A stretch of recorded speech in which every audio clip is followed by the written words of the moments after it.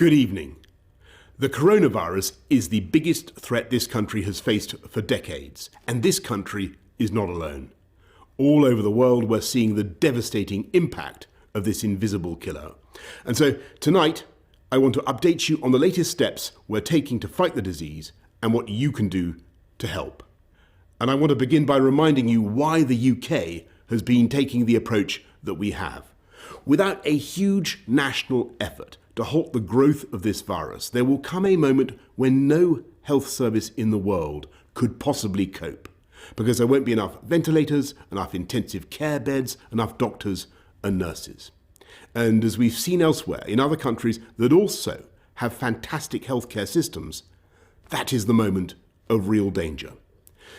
To put it simply, if too many people become seriously unwell at one time, the NHS will be unable to handle it, meaning more people are likely to die, not just from coronavirus, but from other illnesses as well.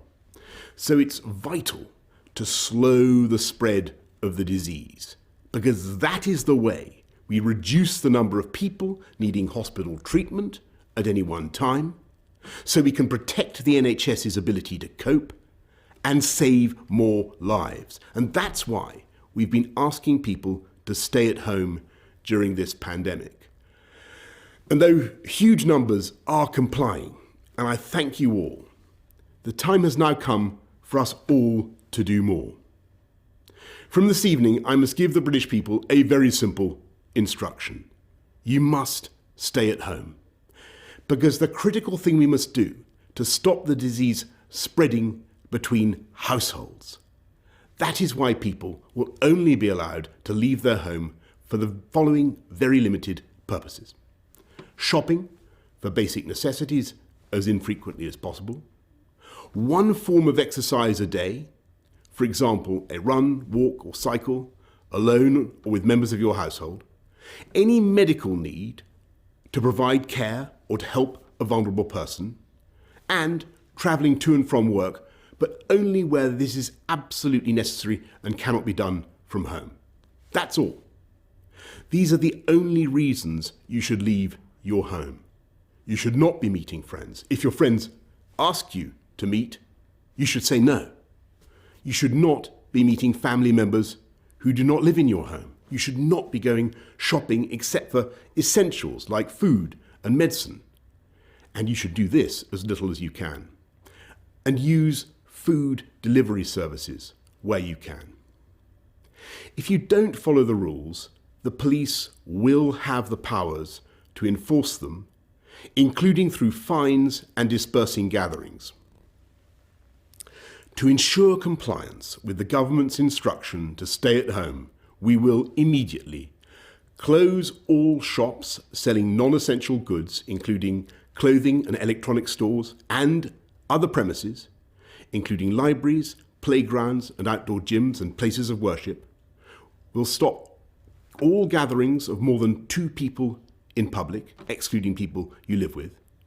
And we'll stop all social events, including weddings, baptisms and other ceremonies, but excluding funerals. Parks will remain open for exercise, but gatherings will be dispersed. No Prime Minister wants to enact measures like this. I know the damage that this disruption is doing and will do to people's lives, to their businesses and to their jobs. And that's why we've produced a huge and unprecedented programme of support both for workers and for business. And I can assure you that we will keep these restrictions under constant review. We will look again in 3 weeks and relax them if the evidence shows we are able to. But at present, there are just no easy options. The way ahead is hard, and it is still true that many lives will, sadly, be lost. And yet it is also true that there is a clear way through. Day by day, we are strengthening our amazing NHS with 7,500 former clinicians now coming back to the service. With the time you buy by simply staying at home, we are increasing our stocks of equipment. We are accelerating our search for treatments. We're pioneering work on a vaccine. and we are buying millions of testing kits that will enable us to turn the tide on this invisible killer. I want to thank everyone who is working flat out to beat the virus. Everyone from the supermarket staff to the transport workers to the carers to the nurses and doctors on the front line. But in this fight, we can be in no doubt that each and every one of us is directly enlisted.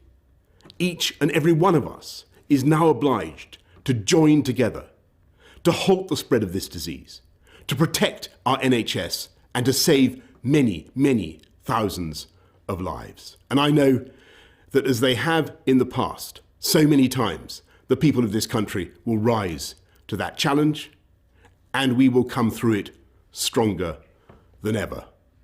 We will beat the coronavirus and we will beat it together.